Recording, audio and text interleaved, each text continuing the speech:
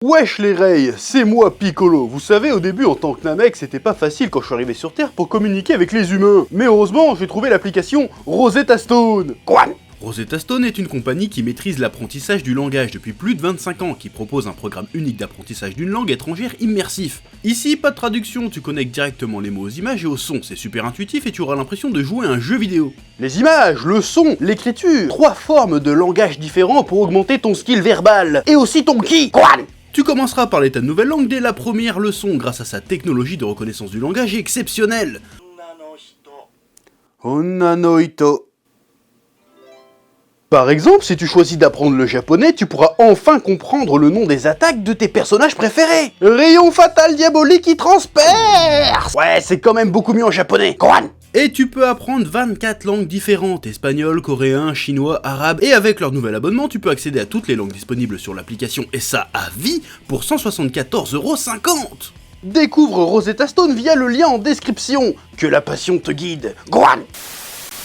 Salutations tête de naze, je suis le chef et on se retrouve aujourd'hui pour une petite vidéo rigolote, une petite vidéo orientée un peu divertissement. Aujourd'hui, une fois n'est pas coutume, si j'ose dire, nous allons parler de DBS, mais cette fois-ci nous allons parler de DBS, l'animé. Et en me remémorant comme ça l'animé DBS, je me suis dit, il y avait quand même pas mal de moments où j'ai lâché un what the fuck, hein. Quel est le fuck ? Un pourquoi il fait ça. Sur Twitter, j'ai posé la question, quels sont pour vous les moments les plus what the fuck de DBS. J'ai un peu regardé ça, j'ai comparé avec les miens, j'ai dressé une petite liste, un petit bilan. J'ai envie de dire, on fait le bilan calmement, on se remémorant chaque instant. Toi-même t'as la référence, toi-même tu sais, les vrais bails.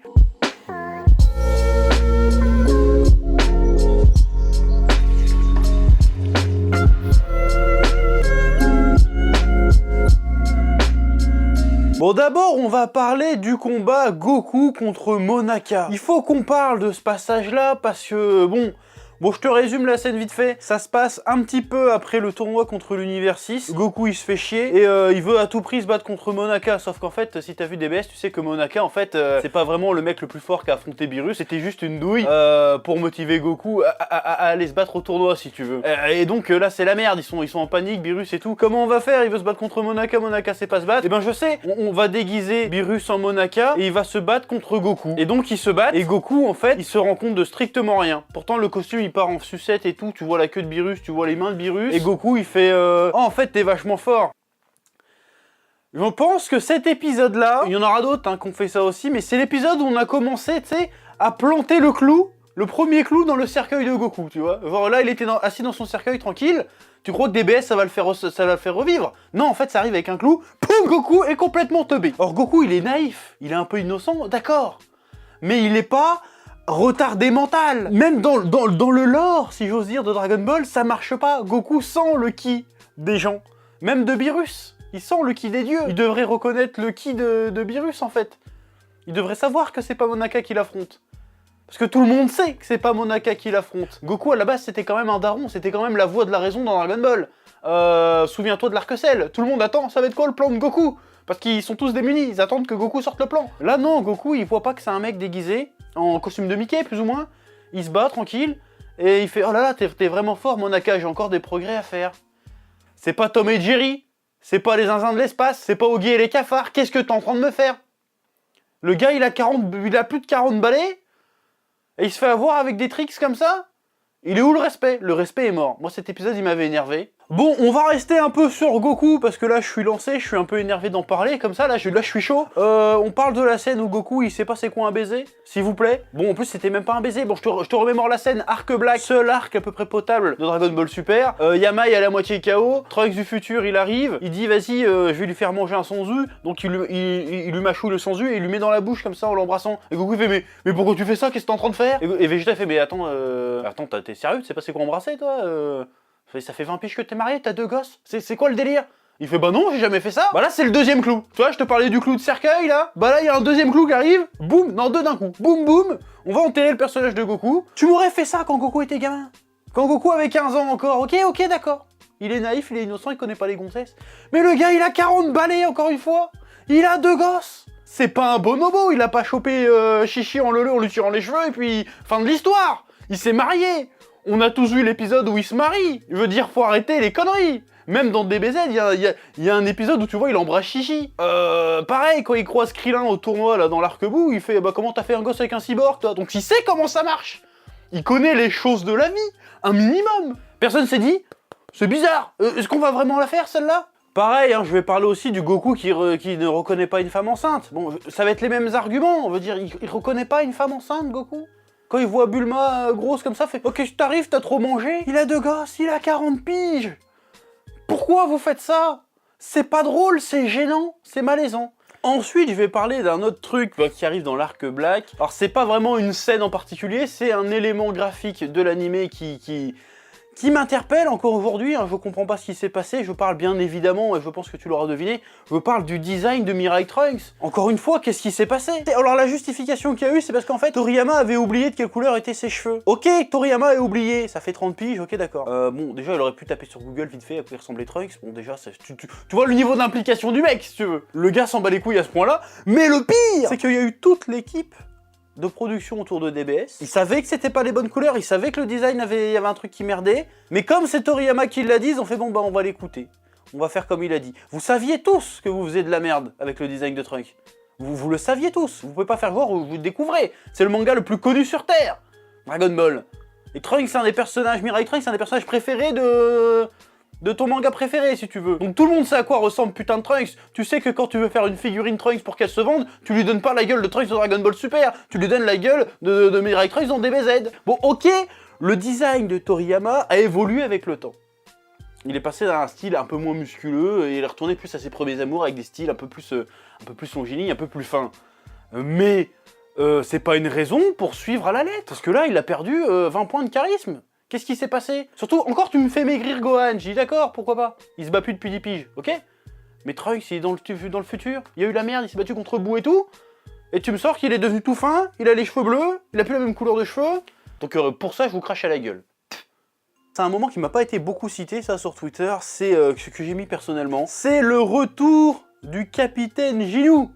Durant l'arc Resurrection of F de l'animé DBS, pas dans le film il n'apparaît pas. Au moment où je te rappelle, Ginyu, qu'est-ce qui s'est passé? Il a voulu échanger de corps sur Namek à l'époque de Namek avec Vegeta, Goku a chopé un crapaud de Namek, il l'a balancé au milieu, Ginyu est dans le corps du crapaud. Problème, c'est que plus tard, comme Namek allait être détruite, les gens sur Terre avec les Dragon Ball ont dit bah ramenez tous les êtres vivants de Namek sur Terre, comme ça quand ils vont exploser, il n'y aura pas de victimes. Et c'est ce qui s'est passé, donc la grenouille Ginyu est arrivé sur Terre. Et donc il a vécu pendant 20 ans au moins, comme ça sur Terre tranquille. Et puis comme par hasard, le jour où Freezer il attaque la Terre, Ginyu il est là. Et puis il arrive à piquer le corps d'un soldat de Freezer, l'espèce de chauve, le soldat de Freezer qui est devenu très balèze, qui s'entraîne avec lui.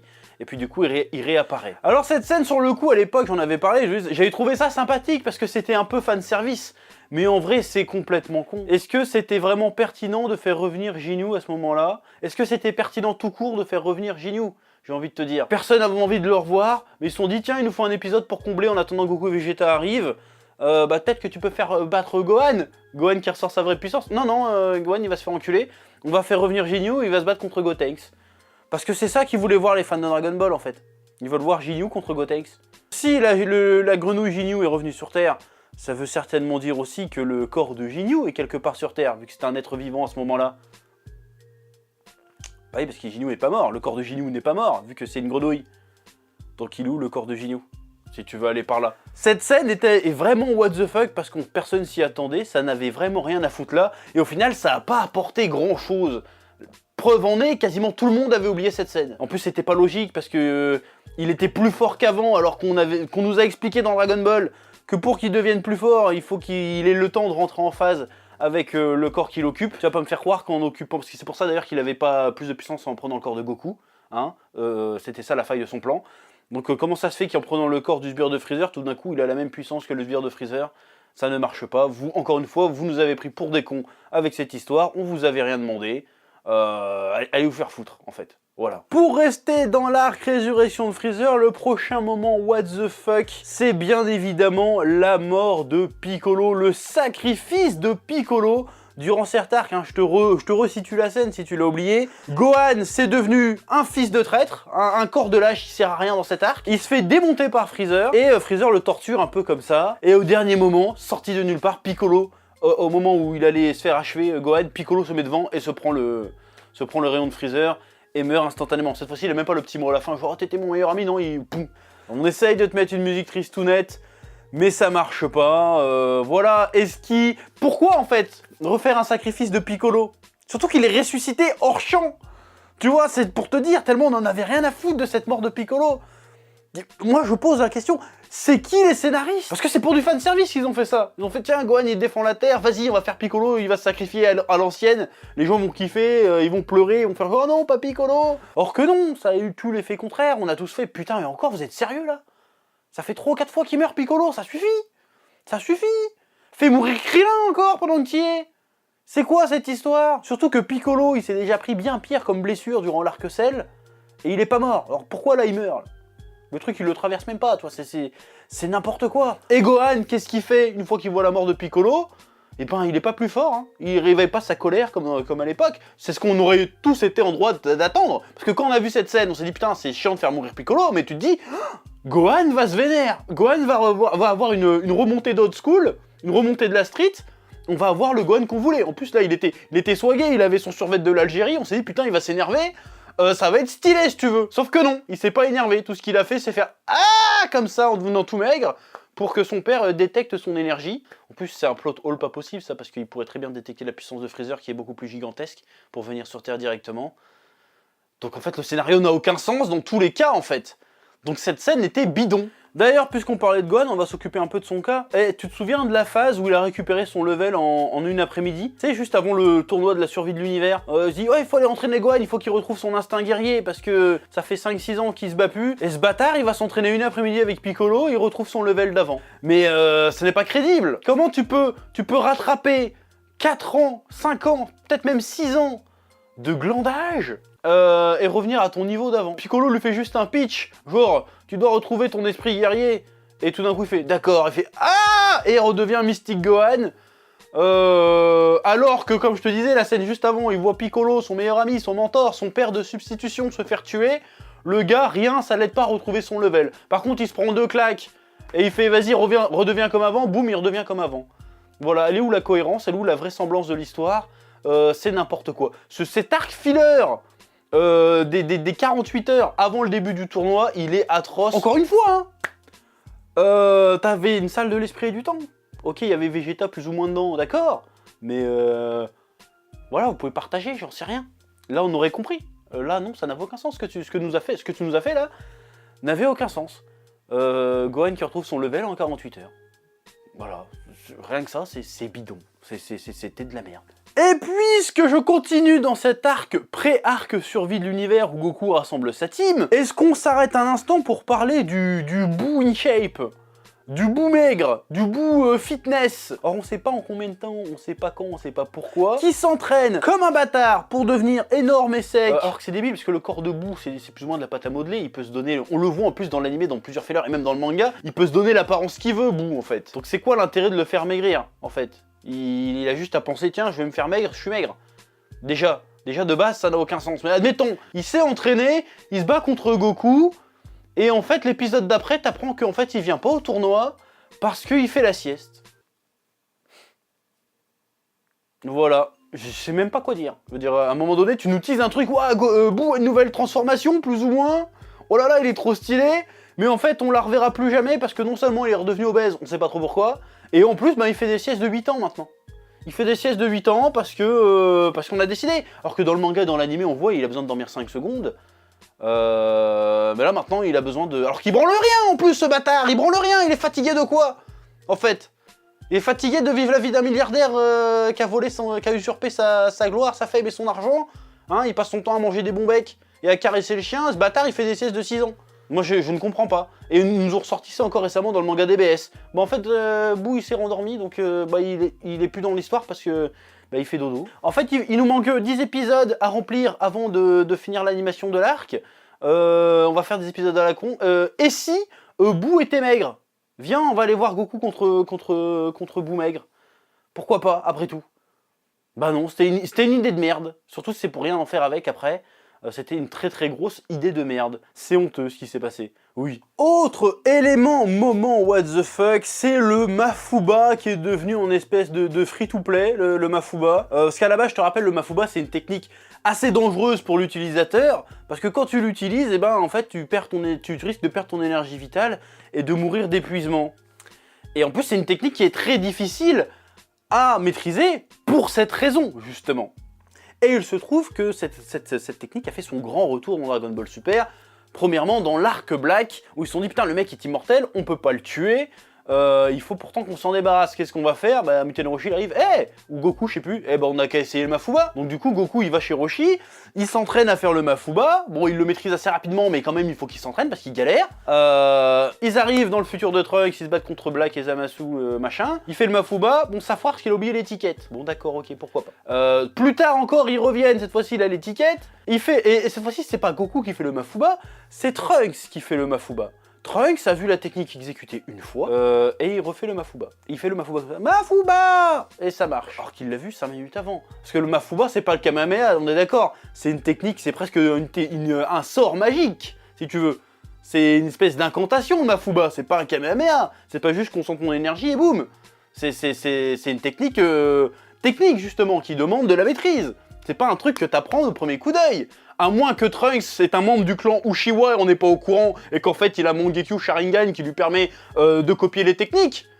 À ce moment-là, je dis d'accord, pourquoi pas? Ça passe. Pareil, dans le tournoi du pouvoir, cette fois-ci c'est Muten Roshi qui vient avec ses petites fioles et qui balance 3-4 Mafuba d'affilée. Bon, je dis d'accord, ok, parce qu'après il crève presque limite. Par contre, le moment où ça ne marche plus, c'est quand il fait le Mafuba contre Frost et Frost lui sort un contre Mafuba. Encore une fois, je ne crois pas que Frost soit un membre du clan Uchiwa. Il fait le contre Mafuba, il le jette contre Vegeta en plus. À partir du moment où tu enlèves cette contrainte et que n'importe quel connard, il a juste à dire contre Mafuba, bah, ta technique sert plus à rien en fait, c'est de la merde. Donc il faut arrêter de s'en servir en fait. Surtout ça sert à rien de le faire en mode tout le monde peut l'utiliser mais qu'en plus il marche jamais quoi. Donc c'est ça, narrativement ça n'a aucun sens de faire ça en fait. C'était juste pour gagner des minutes d'épisode.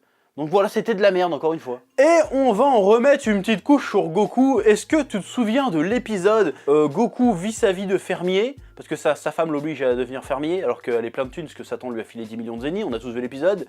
Et il va vendre ses radis au marché. Et sur le chemin du retour, dans sa petite camionnette, bah, il se fait braquer par des bandits de grand chemin, j'ai envie de te dire. Donc là, Goku, il a un culot incroyable, il leur fait « Mais vous pouvez pas trouver un vrai travail au lieu de faire chez le monde ?» Alors que le gars, il a jamais bossé de sa life, mais vas-y, mais pas grave, j'ai bien aimé le culot. Et donc, il les sèche, bien évidemment, parce que c'est Goku. Et à un moment donné, il y a un mec qui lui tire dans le dos, et Goku, il part la balle avec son bras, et Goku, il a mal, en fait. Il est blessé. Et là, pareil, les producteurs, les scénaristes, les animateurs de Dragon Ball Super, ils se sont dit « Ouais, non, cohérent. » Ils se sont dit « Ouais, Goku blessé par balle, ouais. Une balle normale, hein. C'est pas une balle... on a un adamantium ou un truc comme ça. Non, non, une balle normale. Un pécor qui arrive, poum, il se fait blesser. Voilà. T'as des mecs qui détruisent des planètes à main nue, ils se font blesser par une balle. Non mais... On est où, là? On est où? Déjà, rien que dans l'épisode 1 de Dragon Ball, Goku, il se prend une rafale dans le cul, il se prend une balle en pleine tête, il a rien. Il a même pas un bleu, il fait juste « Aïe, ça fait mal !» Et là, 30 piges plus tard, alors que le gars, c'est un dieu, si tu veux, il prend une petite balle comme ça. Et pourquoi? Parce qu'en fait, il s'est pas entraîné pendant 15 jours. En fait, c'est ça. Pendant 2-3 mois, il s'est pas entraîné, Goku fait « Oh, je rouille, je me suis fait avoir avec une balle. » Pourquoi vous avez fait ça? Il y avait plein d'autres moyens de montrer que Goku était rouillé. Au lieu de lui montrer une blessure par balle, il aurait pu dire « Ah, j'en ai laissé un s'échapper, mes réflexes ne sont plus autant balèzes qu'avant. » Mais tu peux pas me faire croire que parce qu'il s'est pas entraîné 2 mois, le gars, ça y est, il devient imperméable aux balles. Alors qu'à l'époque, déjà, alors qu'il s'entraînait pas beaucoup, il résistait aux balles, à bout portant en plus. Ça n'a aucun sens de faire ça, si tu veux. Toi, depuis tout à l'heure, je te parle de clou de cercueil sur Goku, bah là, t'en rajoutes un autre. Tu rajoutes un autre clou sur le cercueil, tu jettes ça dans une fosse septique, et voilà. Complètement con. Et enfin, je vais parler du moment le plus what the fuck-esque de tout DBS. Là, que tout le monde a cité, et à juste titre, que vous attendez certainement, que je sorte d'ailleurs dans cette vidéo. Je parle bien évidemment du moment des picotements dans le dos pour devenir des Super Saiyans. Alors je te repose le contexte, hein. C'est Kiabe de l'univers 6 qui va voir sur la planète Salada, qui va voir sa pote Caulifla et Calais, hein, 2 Saiyans femelles, et elle dit vas-y vous êtes très forts, venez avec moi au tournoi de survie de l'univers, vous allez faire partie de l'équipe, mais avant vous devez vous transformer en Super Saiyan, et donc il s'entraîne à devenir Super Saiyan, et là tu lui demandes bah, ça marche comment de devenir Super Saiyan? Il fait bah en fait il faut des picotements dans le dos, c'est tout. J'ai envie de rigoler quand je te dis ça parce que c'est complètement con, putain c'est horrible. C'est horrible de faire ça à l'univers de Dragon Ball. Quand Krillin il se fait exploser, il faut pas que Goku il s'énerve, il fait oh ça me gratte le dos, ah il se transforme. Mais non. Heureusement le Vegeta il est pas au courant de ça. T'imagines? Vegeta il allait dans l'espace, il s'entraînait à je sais pas combien de G de gravité pour se mettre en colère et pour réussir à devenir Super Saiyan, mais en fait non. Il suffisait qu'il sente les picotements dans son dos, putain. Alors en plus après, ils nous ont sorti un truc dans un magazine à la con où Toriyama il expliquait oui, alors en fait, il y a les cellules S. Les cellules S, en fait, les méchants Saiyans, ils ont pas trop de cellules S parce que ils sont méchants. Mais les gentils Saiyans de l'univers 6, comme ils vivent paisiblement et qu'ils sont gentils, ils ont plein de cellules S. Donc c'est facile pour eux de se transformer en Super Saiyan. C'est quoi cette explication de merde? Bon, je sais que Toriyama, c'est un fan de Star Wars. Peut-être qu'il a dû se faire, tiens, les médicloriens dans Star Wars, c'était une bonne idée en fait. Viens, on va faire ça pour les Super Saiyans. J'ai envie de te cracher à la gueule, j'ai envie de te cracher. Ou alors c'est un troll, parce qu'il sait que c'est une idée de merde. Il s'est dit, vas-y, pour les faire chier, je vais leur faire les médicloriens dans Dragon Ball. Je sais pas, peut-être qu'il est vicelard. Je ne comprends pas pourquoi il a choisi de faire ça. Depuis quand on explique les techniques dans Dragon Ball d'ailleurs? Depuis quand on fait ça? D'où on fait ça? Jamais personne fait ça. Donc arrête. C'était n'importe quoi cette idée. Ça me gratte dans le dos. Mais c'est le pire truc à faire en fait. Là, il a baissé son froc, il a chié sur la mythologie Dragon Ball. Bon, et je vais pas évoquer Brolette, sinon on est reparti pour une demi-heure. Hein. Mais là, bien fait pour la gueule des fans de Broly. Vous l'avez cherché, vous l'avez eu. Bien fait pour votre gueule. Bon, ils ont rattrapé avec un vrai Broly après, mais ça, c'est encore la preuve que ça n'a aucun sens leur truc. Hein. Parce que Goku Vegeta, ils voient la transformation de Broly, ils se disent pas putain, ça ressemble à l'autre de l'univers 6. Non, rien à foutre, ils en parlent plus. Ça n'a pas existé en fait. Donc ils en ont vraiment rien à foutre dans la production de Dragon Ball Z, Dragon Ball Super en fait. Ils regardent pas ce qu'ils ont fait avant, ils s'en branlent. C'est vraiment de la merde, voilà je le dis. Oui. Voilà, c'était mon petit tour des moments what the fuck de Dragon Ball Super en version animée, évidemment, hein, je le rappelle. Comme d'habitude, je t'invite à mettre en commentaire ce que t'en as pensé, et peut-être même que t'as trouvé d'autres moments what the fuck que je n'ai pas cités, pourquoi pas, mettre un pouce bleu, t'abonner. Et n'oublie pas que Dragon Ball, c'est la vie. Dragon Ball, le vrai Dragon Ball, je te parle des saintes écritures, du tome 1 au tome 42, le reste, ça n'existe pas, le reste n'est que hérésie. Hein, c'est n'importe quoi. Je veux dire, le Super Saiyan, ça te gratte dans le dos. Je veux dire, Goku ne sait pas c'est quoi un bisou, à un moment donné. Limite, Goku, il bande, il fait bah, qu'est-ce qui se passe, tu vois. C'est n'importe quoi. N'importe quoi. Enfin bref, que la passion te guide. Ouais.